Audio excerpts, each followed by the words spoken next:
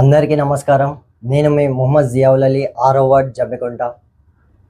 నిన్న నా యొక్క వినతి పత్రం మేరకు జమ్మికుంట పట్టణంలోని హౌసింగ్ బోర్డు 6వ వార్డులో ఓపెన్ జిమ్ పక్కనే ఉన్న ఓపెన్ స్పేస్ నెంబర్ 3ని ములుగు ప్రశాంత్ కుమార్ గారు, చైర్మన్ గారు వెంటనే స్పందించి ఆ యొక్క ఓపెన్ స్పేస్ను చదును చేయించడం జరిగింది. దానికి నా యొక్క ధన్యవాదాలు.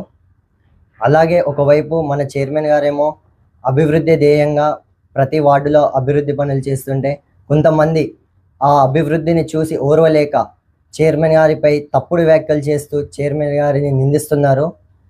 చైర్మన్ గారు ములుగు దిలీప్ ప్రశాంత్ కుమార్ గారు ఒక ఇండిపెండెంట్ అభ్యర్థిగా గెలిచి ఈరోజు చైర్మన్ స్థాయిలో ఉన్నారంటే నాలాంటి ఎంతోమంది యువతకు ఆదర్శం మరియు గర్వకారణం. అలాంటి ఒక దళిత బిడ్డ మీద నిందలు వేయడం మంచిది కాదు. నేను All India Forward Bloc party పక్షాన ఎల్లప్పుడూ వార్డు అభివృద్ధి కోసమే కృషి చేస్తా.